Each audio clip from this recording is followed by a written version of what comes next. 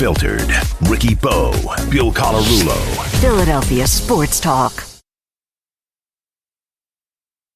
97.5 The Fanatic and 97.5thefanatic.com. All right, a little after 4 o'clock here on Unfiltered. We're going to do a little Gimme More at 4 with Silvana, and then they're going to go right into Sean Mannion. After that, we got Sean Mannion, offense coordinator for the Eagles, at 4:10. We'll react to everything Sean Mannion had to say, and then Jason Stark of The Athletic joins us at 5 o'clock. This should be a very interesting final 2 hours of the show, so make sure you keep it here. But let's have a little fun. Some Gimme More at 4. Hit it, Sil.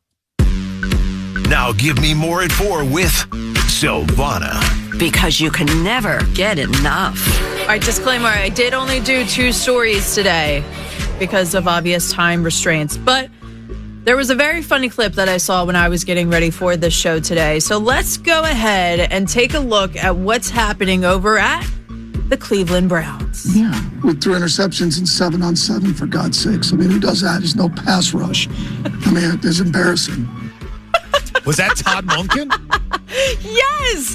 He's like, the quarterbacks are throwing interceptions in 7-on-7. It's embarrassing, for God's sake. There's no pass rush. He's talking about Shador. And don't they have like 40 quarterbacks over there? He's talking about multiple quarterbacks, I believe. Was he talking about all of them? They The sounded clip it. says, yes, the clip that he's referring to is like, it sounds like he's talking about all the quarterbacks. He's saying that they are all throwing. Yeah, I mean, because 7-on-7, that should be easy for quarterbacks to just pick apart a defense with no pass rush. That would be Deshaun Watson, Shador Sanders, Dylan Gabriel, Taylor Green. They have them all. Yeah, they got a lot. Is Deshaun Watson going to actually play this year? I don't For the money know. he's getting, he better. Well, he hasn't in the last couple years. Well, he's had injuries. Worst trade in the history of the NFL, Deshaun Watson, potentially? Well, anybody that goes to the Browns is the worst trade ever. It never works. Well, they gave him a huge contract. They gave up a ton of capital to get him. What was the last player I love how Frank that has worked in Cleveland? Myles Garrett. I'm talking about like that they. No, I know. I don't know. Like, I'm talking offensively. Wait, who's the best quarterback in franchise history for the Brian Browns? Sipe. You don't even know who he is. No, was it, hold on. Brian Sipe. Bernie Kosar, maybe? Bernie Kosar was good. Let me say, best Cleveland Brown quarterback all time. Otto Graham. You got to go back to the 1940s. Oh, come on. That doesn't count. Don't be a jerk. Yeah, that doesn't even count. Brian Sipe. Here's what ChatGPT says. Otto Graham, Bernie Kosar, Brian Sipe.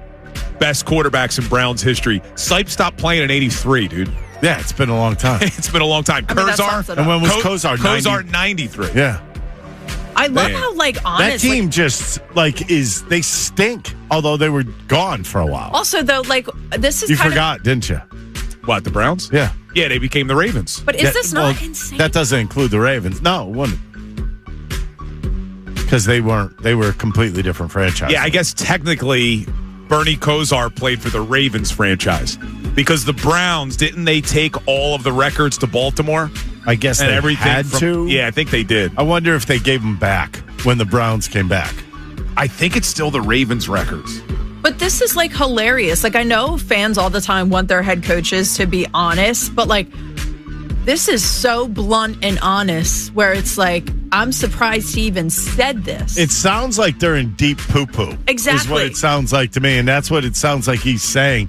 Although, probably a perfect guy to have there. What did he think, though? How about a guy who just doesn't give a bleep about what he's going to say? This might be a good thing for He's them. been around the game for a long time. You know Hold on. what? It's going to build character. You hope so. But just to be clear, according to ChatGPT, the Cleveland Browns kept their franchise history, records, names, colors, and intellectual property.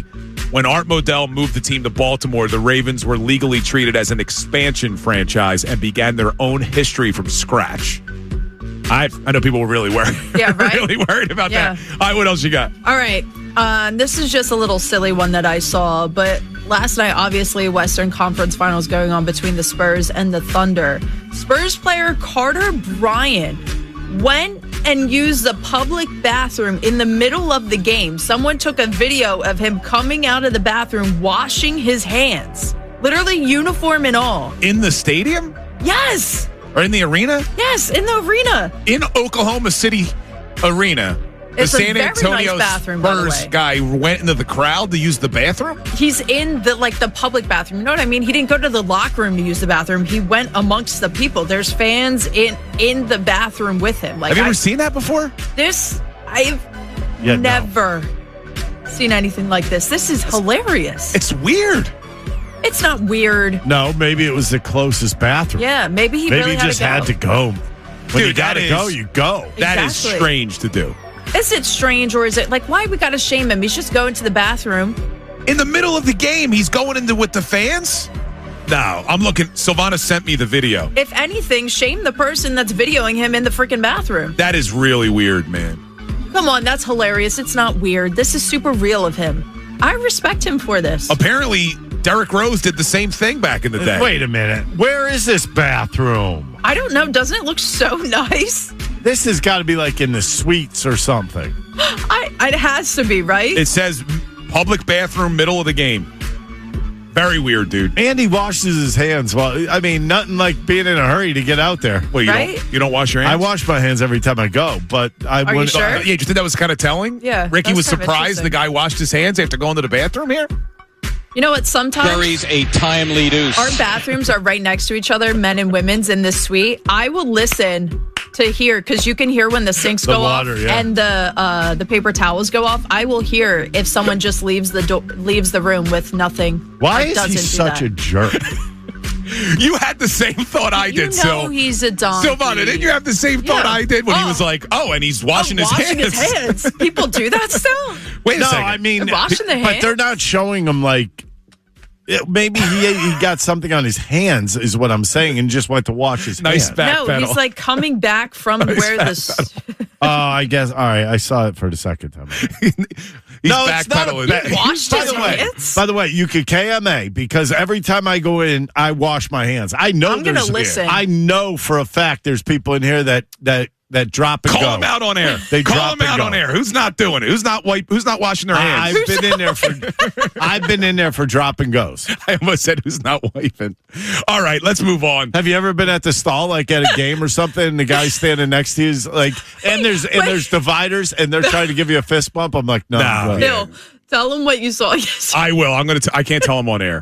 I got to tell you what happened yesterday in our bathroom. Our bathroom's an interesting place up there. I I'll tell you don't that. go in this one anymore. I will tell you what I saw yesterday. I think you can say it on air. No, I cannot. Why not? Because you'll trust me. You'll learn when I tell you off air. I'll say it on there after you're done. Coming up next, for the first time, we will hear from new Eagles offensive coordinator Sean Mannion. Really looking forward to this conversation. Keep it here, Unfiltered, 97.5 The Fanatic, NBC Sports, Philadelphia. Unfiltered. Ricky Bo, Bill Colarulo. Philadelphia Sports Talk. 97.5 The Fanatic and 97.5thefanatic.com. All right, welcome back into Unfiltered. Gotten to a lot so far on the show, talking about the Phillies, talking about the Eagles. And since Sean Mannion was hired as offensive coordinator, there's been a lot of questions. We all think we know the style of offense he wants to run. We all think we know Sean Mannion pretty well, but no one has spoken to him yet as Eagles offensive coordinator. Well, that's about to change, because here is Sean Mannion speaking to the media for the first time as the new Eagles offensive coordinator. So when you come in here for the first time and start a relationship with Jalen, how does that process work? Like getting to know a guy, what he likes to do. How did you kind of navigate that? Yeah, I think it starts really just connecting with him on a personal level. Get to know him, get to know kind of what his interests are, what makes him tick. And then once you start to kind of get to know a guy on a personal level, I think the football connection becomes pretty easy. It's been a great process with Jalen. He's been a pleasure to work with, and really since I got the job, being able to connect with him on a personal level and then on a football level has been great. What do you want the identity of the offense to be? Yeah, I think the biggest thing we want our offense to look like is we talk about play style a lot. Playing with great effort, great physicality, being great teammates. So I think it's when you turn on the tape, what does the Eagles offense look like? Those are the things we really want to stand out, just as a broad strokes. What was the interview process? Made about the type of scheme you might run, but I was wondering how you balance like what scheme you believe in versus what you think is best for the players you have on board. Yeah, obviously there's things I believe in, and there's things that schematically I have a background in, but ultimately it's going to be a blend, and it's constantly going to evolve, and it's all with that exact goal in mind that you just said, right? It's about maximizing things for the players. How do we make the Eagles the best team we can be? How do we make the Eagles offense the best it can be? And how do we put all of our players in a position to really, really succeed and maximize their strengths? How much of a learning process is it going to be for Jalen? Because he's had a bunch of different coordinators, obviously, during his career. Like, is this kind of starting over for him again, or what's that like? Yeah, I think Jalen's been outstanding in the meetings, and I think having gone through multiple coordinators and stuff, you can tell he's a really capable learner, and that's been really fun to work with on a daily basis. I think there's always going to be some degree of connection, and like I said, it's a blend of all the things that he's really thrived in here, and some of the new things we're bringing to the table. But it's been a great process to get to really build this thing from the ground up with him and with our staff, and I think we're really being deliberate with the teaching and building this thing with a strong foundation, because it's constantly being built, it's constantly evolving. We're always looking at how can we make this better. So that process has been great so far. What was the interview process like for you getting this job, and how do you know that you're ready for this big of a jump in your career? Yeah, I was at the East-West Shrine game and got an interview virtually, and I felt like we just really hit it off right away. I felt great about the football conversations and getting to connect with Nick and Howie and Mr. Lurie and all the people involved. There's a lot of people involved on the interview and things like that. But from there, came in here for an in-person interview, and again, it was just even more validating getting to be in the building and get to have further discussion. And it came together kind of from there, and felt like it was a great fit for me, great fit for my family, great fit in terms of the football side of things here. And really excited in terms of being ready for it. I think I lean on all my experiences. Obviously my years in Green Bay, my years as a player. You're learning things constantly along the way. I was fortunate to play for a while and play for a lot of great coaches, and even as a player, I knew this is what I wanted to do next. I knew I was going to get into coaching, so I was always had that in mind as I'm learning things. How am I going to use this someday from a coaching perspective? And so I've been really fortunate to work with a lot of great coaches and pick up a lot of things along the way, and always kind of attacked it with the end in mind, in terms of knowing someday I'm going to get into coaching. Someday I hope to become a play caller. How am I going to use this? And so I really leaned into that throughout my career and learned a lot along the way. How early in your... What was attractive about this job, and what stood out to you? You mentioned some of the interactions you had with Nick and Jeffrey. What stood out during those interactions? Yeah, I think the first thing is the Eagles have been an outstanding organization, top to bottom. You know that from afar, just with the results on the field and the culture and the kind of system of excellence that they've built here. And then, getting to talk with Nick and see the way he views the game, see the way he views, building a program and running an organization and all the things that we really value here, right? Tough, detailed together. You could just tell it was a great fit, and it was very much in perfect alignment with how I view the game as well. So I think once you get to dive into those football discussions, all the things that you know about the organization from afar become validated once you kind of see behind the curtain. And it was a great fit. I felt like we really hit it off from the start, and really with all the people in the organizations, it's been a great experience. How excited are you to work with Mekhi Lemon, and what might he look like in your offense? Sorry, can you repeat the question more? How excited are you to work with Mekhi Lemon, and what might he look like in your offense? Yeah, Mekhi's been a lot of fun to work with. I'm really excited to bring him on board, and I think the way he works at practice is really impressive. He's a tremendous young talent, but even just out at practice, you can see he practices really hard. He studies hard. He really takes a ton of pride in all the little details, and that's a sign of a true pro. And he's just getting started on that journey. But with his degree of talent and the way he's been working, I really think he's going to do a lot of great stuff for us now and in the future as well. His development's going to be great. But really excited about him. All the things we saw at SC, right? Catches the ball really well, good after the catch, plays with toughness. That's something that Nick really has built this program around, and something that I really resonated with me, and Mekhi's a good example of that. And like I said, the way he's wired out at practice, you can tell he's going to be a great player, and we're excited to have him. Sean, what made Ryan Mahaffey the logical choice to step in and coordinate the run game? Yeah, me and Ryan obviously have worked together, and I think some of the things that we're bringing, Ryan has a background in, and his background is unique, right? He's been with the offensive line for a lot of time. He's been with the receiver group, and ultimately, our run game, our whole offense as a whole is a collaborative process. It's really being built by all of us, and Ryan's a very detailed guy. He understands this. He understands the schematic elements. He knows how all the pieces fit. Having worked with the blocking unit with the offensive line, having worked with the receiving group, because we all have a hand in the run game. And he's a tremendous teacher, detail-oriented. He's going to be a great fit for that role. Vic had mentioned you were interested in getting Chris Cooper to be the offensive line coach. What stood out about him? Yeah, I first was with Chris as a player when he was in Minnesota, and you could just tell he's a great teacher, detailed. Obviously has a very unique background, having played a long time in the NFL. I think the way he's going to be able to connect with all of our players, especially a veteran group of guys, with our group specifically, it's going to be a great fit for us.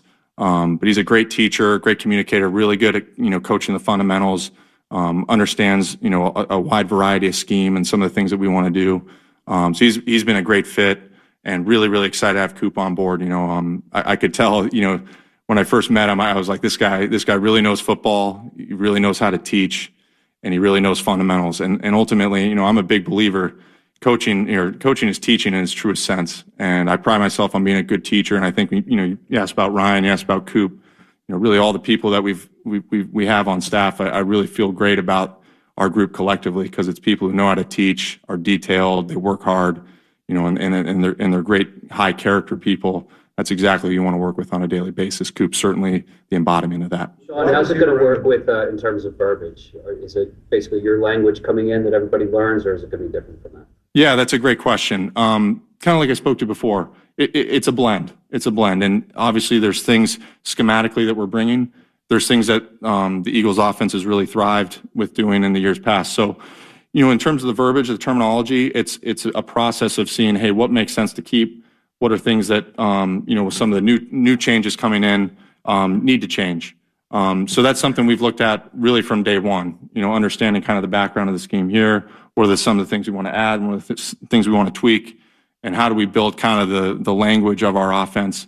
But that's been a great process. It's there's elements that are new, and there's elements, that will remain in terms of terminology.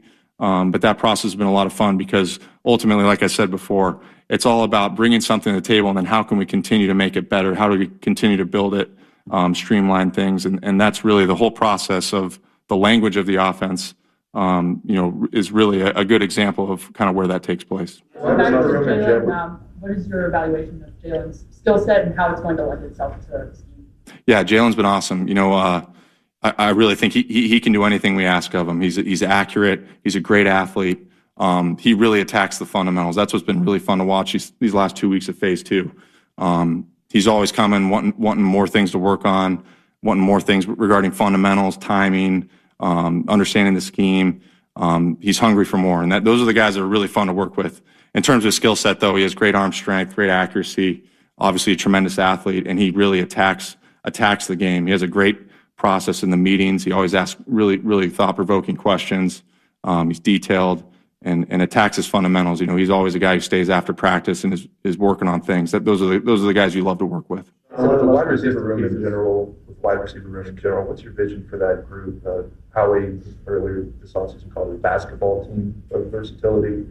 What do you see as the vision for that in the passing game? Yeah, it's a really exciting group. Obviously, we kind of talked about Mekhi.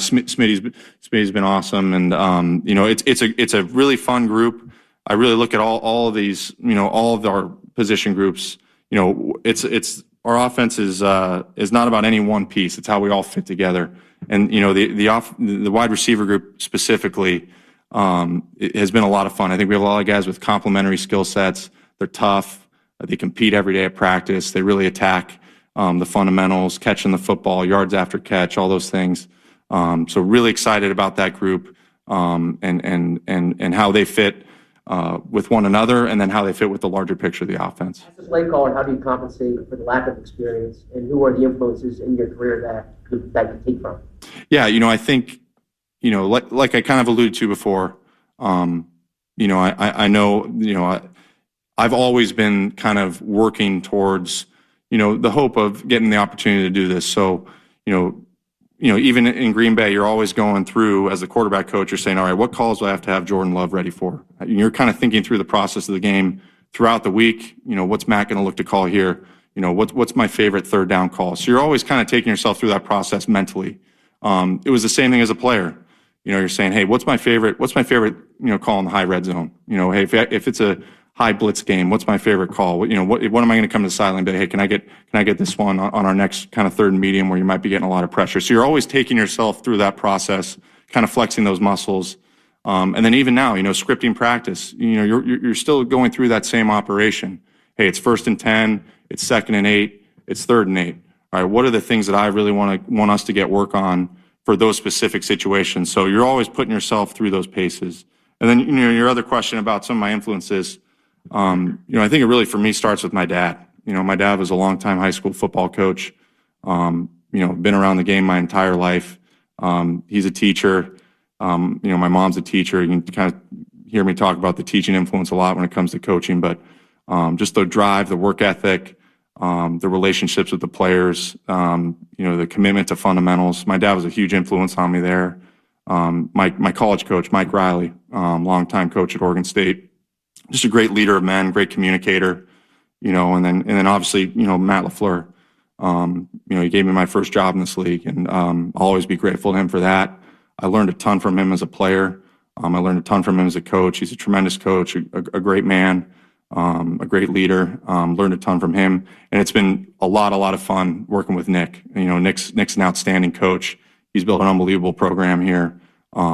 He really has total and absolute commitment to the things that are important to winning. Stresses them all the time. Is a great communicator, a great leader for our organization. And I know I'm only, a few months in with Nick, but I've already learned a ton, and I can't wait to keep learning from him, because he's a tremendous resource for me. He's a tremendous leader of this organization, and it's been great so far, and it's going to be great moving forward. A lot of the players and coaches that have worked around you during your playing career and as a coach talk about the importance that you put on footwork for the quarterback position. I guess, what is it about the system that you're installing that makes footwork so key, and what are some of the other fundamentals for the position that you really harp on? Yeah, it's a great question. I think, the quarterback position, there's so many things that go into it, right? And you asked about footwork. I think everything has a predetermined timing and rhythm to the play. And I think it's really installing a scheme that has proper timing and proper rhythm in terms of how the different elements involved in the concept work with one another. So making sure that the timing of one route marries with the timing of another route. And then you train the quarterback to really understand that and listen to his feet. That's something that we talk about. If your footwork is sound and your rhythm's good, it's just going to feel like the ball wants to come out, right? And then if it's not, then you move on. And so those are all the things that go into training quarterbacks. But it really starts with the schematic element. How do we make sure all the different route distribution, timing, or you're moving people around, but how do we make sure that the timing of the play is sound? And then how do we train the quarterback to understand what that timing is and how to best operate within it? Sean, you mentioned the way that Jalen can do everything with his skill set. He's been a really good running quarterback throughout his career, not as much last year, that number one down. When you envision using him next year, how important is it for you to get him back to being a threat in the running game? Yeah, Jalen has a unique skill set in that way. So that will certainly be a part of what we do. But we're looking, again, at all areas as an offense to really attack defenses on a weekly basis. He is uniquely skilled in that way. That will be a part of it, but it won't be the only part of it. Again, it's going to be a system that we're building and constantly looking to add, evolve. How do we tweak things? How do we make it better at all times? That's certainly something that he's done a really nice job of. It's something that makes him unique and makes him such a unique talent. So it'll be a part of that. And on all the other parts of his game too, we're going to lean into as well. But on the run game, the work ethic, Sean, and talking to some of the guys who've been around, they all sort of talk about you're one of the hardest workers they've ever been around. How much of a point of pride is that, and where does that come from? Yeah, Yeah, I that's a very high compliment for people to give me. It's something I've really prided myself on my whole life. And again, talking about my dad as an influence, he's a tremendous hard worker. I just think, it doesn't really feel like work when you love it. It's this is a tremendous opportunity. I'm so grateful to Mr. Lurie and Howie and Nick for trusting me with this. And I'm going to attack it every day with relentless effort and energy and positivity. And it's one of those things that when you really love football, which I absolutely love football, it doesn't feel like work and the hours don't feel long because you really enjoy what you get to do every day. It makes it a lot of fun. You mentioned your dad. I think I saw a story where you might have been 7 years old or something. You went to one of his games and you kept notes on a legal pad and showed them to him, and then he gave you the legal pad years later. Is that true? I mean, can you give us a few more details about that? Yeah, that's funny you mentioned that. My dad, as a high school coach, you'd go and he would go and watch his next opponent if they had maybe a summer passing league tournament or something, and just see what they were running. So he would always keep notes on a yellow legal pad. So at some point when I was a kid, I must have been 6 or 7 years old. I brought one and I was taking notes and drawing plays. And then when I actually got my first coaching job with the Packers as a gift, he framed it for me. So I still have it in my house. It's pretty cool. The scheme has evolved since then, I will say, but it was a really cool, special gift that he kept. And now, with my kids, I'm keeping everything. I'm keeping all that stuff because it was really special for him to keep that for me. And hopefully one day I'll have a chance to pass it on to my girls or to my son. You mentioned some of the coaches who have influenced your, ability to get into coaching and everything. What about quarterbacks that you might have played with or played behind or played against? I mean, were any of them a really big influence on you as far as becoming a coach? Yeah, absolutely. I've been really fortunate, to be around a lot of really great influences that have made me who I am today. Obviously being with Jared Goff in LA, tremendous accuracy, anticipation, a decisive player. Kirk Cousins, is someone I absolutely, kind of my next stop in my playing career in Minnesota, tremendous accuracy, tremendous anticipation, toughness, an absolute professional in terms of how you attack a week of preparation, just a really great competitor. I really can't speak more highly of Kirk and our time together. And then, other guys along the way, Geno, I think Geno Smith, one of my teammates in Seattle, Drew Lock, another good example. The resilience that it takes to be a quarterback in this league. Geno obviously had his ups and downs early in his career, and it was really, really cool to see him get another opportunity, and to keep working and keep getting better, that day-to-day improvement. I know Geno would speak about that, hey, it didn't work out initially, but I'm not going to stop getting better. And ultimately, he's gotten more and more opportunities to play. And, Drew's another good example of it. Drew, it was actually a game a few years ago. He hadn't had a chance to play in a while, and I think it was against the Eagles on Monday Night Football. He came back in, and I think there's so many stories in your time as a player that you encounter, not specific to the quarterback position, but when you ask about quarterback, I think there's lessons you learn from so many different people along the way. What kind of play caller do you want to? What kind of play caller do you want to be? Yeah, I want to be someone who is versatile, who is always looking to attack defenses in different ways, is always looking to evolve, and ultimately always looking to maximize the talents of our players. Yeah, in terms that Mick used was marrying the run and the pass game. What goes into that? How do you do that? Yeah, that's absolutely a huge part of what we want to do. We want to make sure that as many different elements of our offense that they fit together, that they look the same, and that they, how do we build this wide array of things that kind of start off of a similar type of look. So I think a lot of it goes into the planning throughout the week, looking back at weeks past, looking back at seasons past. Hey, what are other things we've shown from these type of presentations to the defense, and then being creative, thinking outside the box. That's where I'm really excited about the group of coaches we brought in. Everyone's been bringing outstanding ideas to the table. It's a really group of guys who are very intelligent, very creative, really work at it, study all these different things around the league and college. So again, we can always look to add new elements, but the piece you spoke about of marrying the run game and the pass game is critical to our offense. But it's been a really fun process leaning into that as we're building this thing. The run game, with your background with zone blocking schemes, how is that going in terms of applying that to an offensive line that has size and has been doing vertical in a lot of ways? Yeah, that's been a lot of fun. It's I'm really, really happy with where we're at. Again, 2 weeks on the field with the guys, just finishing phase 2.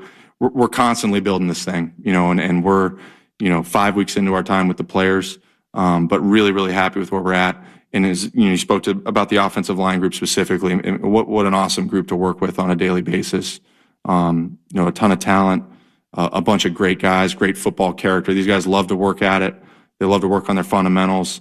They've really taken a lot of the changes that we've been making, and I feel like they've got a really good understanding of what we're trying to do from a bird's eye perspective as an offense, and then also kind of on the more micro level in terms of the really key fundamentals that make it go. But they've really been leaning into that, and it's a really fun group to get to work with, a talented group and a fun group, and like I said, great football character in that room. All right, there he was. For the first time, Eagles offensive coordinator Sean Mannion spoke for over 22 minutes with the Philly media. We're going to give you all our thoughts coming up, but Ricky, I got to tell you, you don't judge a coach necessarily by his press conference. Guy carries himself well, man. He did very well. He actually, this is going to sound odd, he sounded like a head coach. He does sound like a head coach. He really does sound like a head coach. He's all about the culture, making sure everybody's on the same page. You know what? Take what you want out of that. He sounds like he knows his stuff.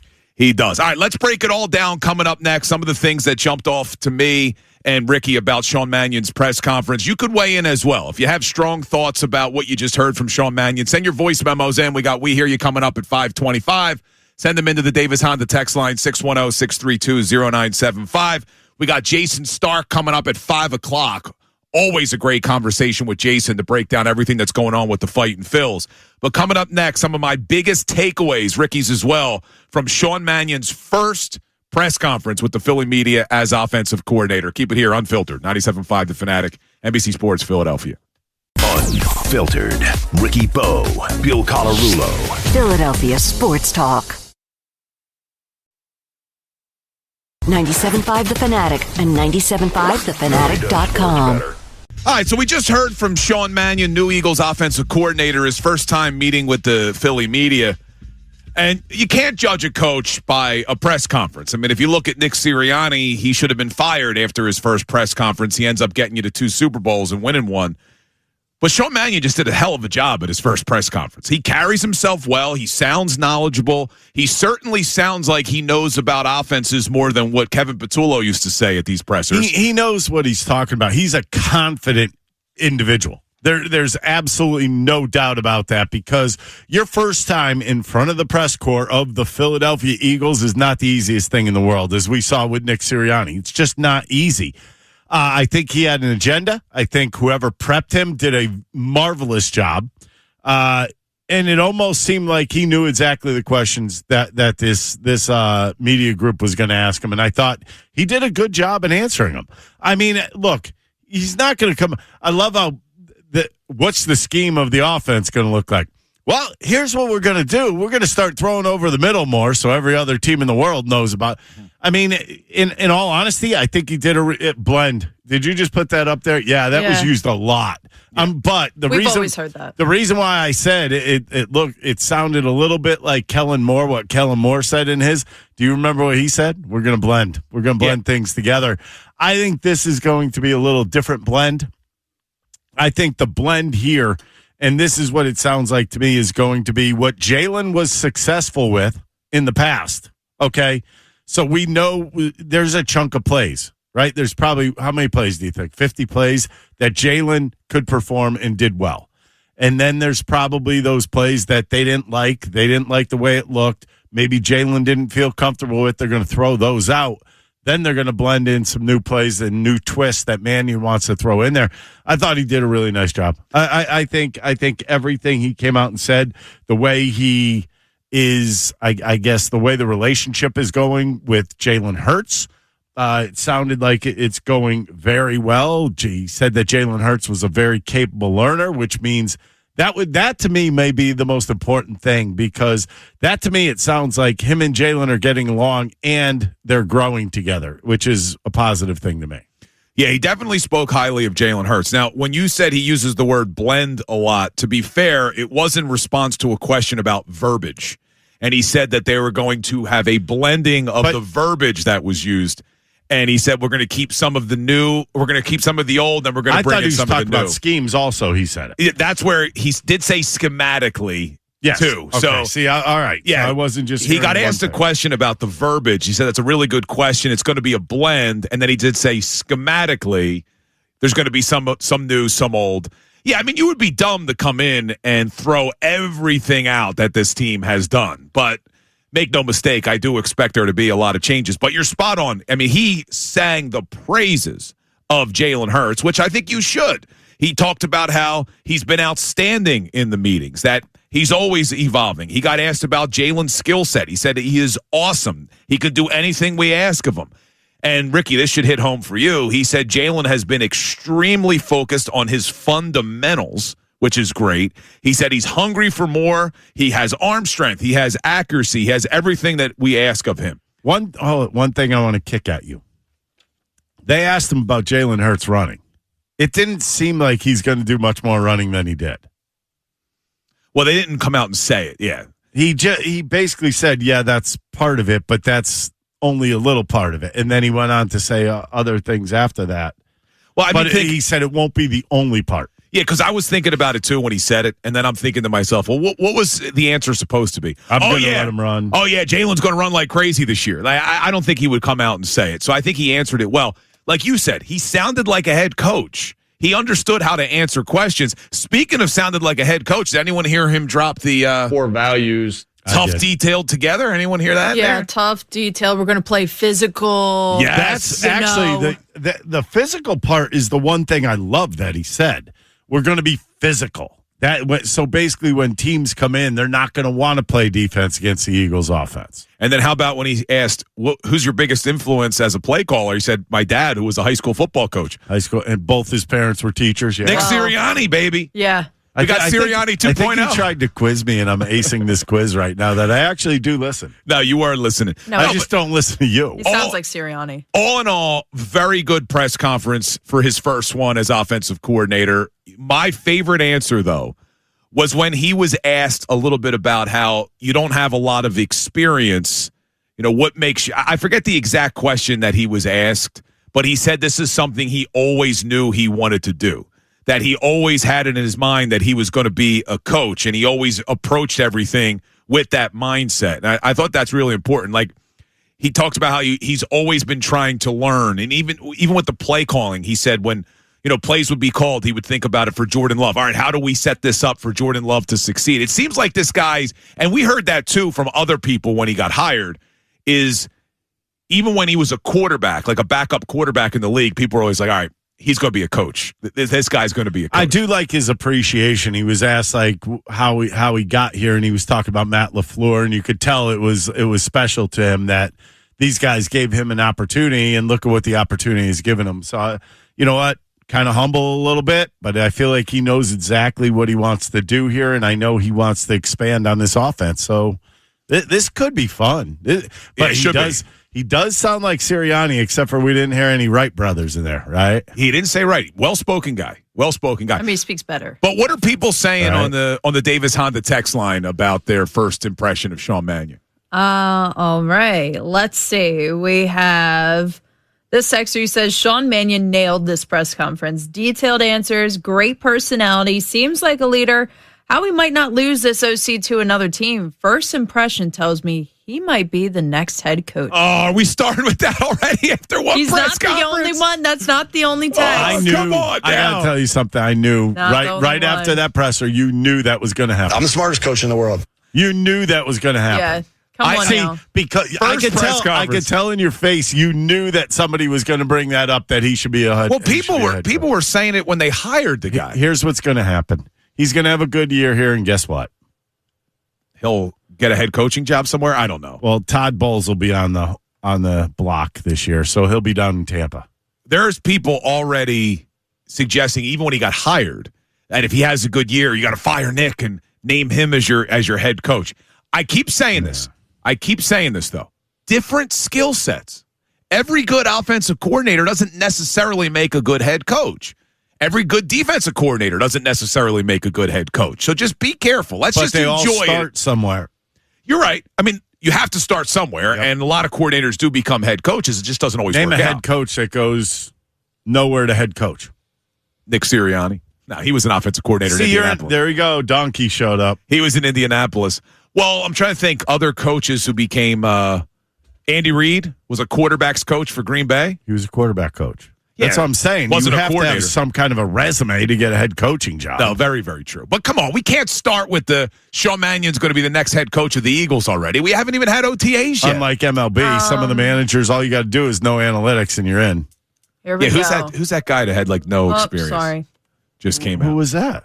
All right. I got an email. So look, get your voice memos in. We hear you coming up at 5:25. Your biggest takeaways from Sean Mannion's first press conference.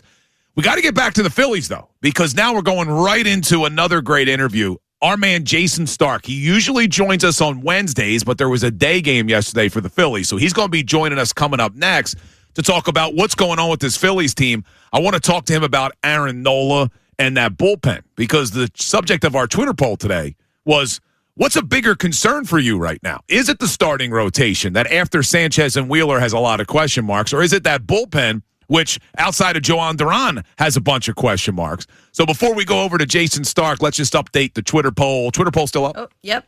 Twitter poll, always up, standing strong, thanks to Dr. Avi Donapel of Iron Mountain Men's Health. What do we got? Which is more concerning for the Phillies right now, the starting rotation or the bullpen? 62% are voting the bullpen, 38% for the starting rotation. All right, well, we'll see what Jason Stark has to say coming up next, but I do need to do another Know the Show because it's Tomahawk Thursdays. Tomahawk Thursday, your chance to win a tomahawk steak courtesy of Wild Fork. You can check them out at all their area locations, Ardmore, Horsham, Neshaminy, and Cherry Hill. You can also order online and get same-day delivery. Wild Fork, your neighborhood meat and seafood market. Unbeatable quality, even better prices. I guess it's my turn for a question. I think you go simple. What is the bar you eat I at was 4 going to p.m. say every the day? same thing. What's the name of it? That's an easy one. All right, what's the bar? What's the name of the bar I eat every day at 4 o'clock? Text it in, 610-632-0975. Coming up, we'll give you the answer. If you get it right, you qualify for the tomahawk steak. And our man Jason Stark joins the show. Keep it here.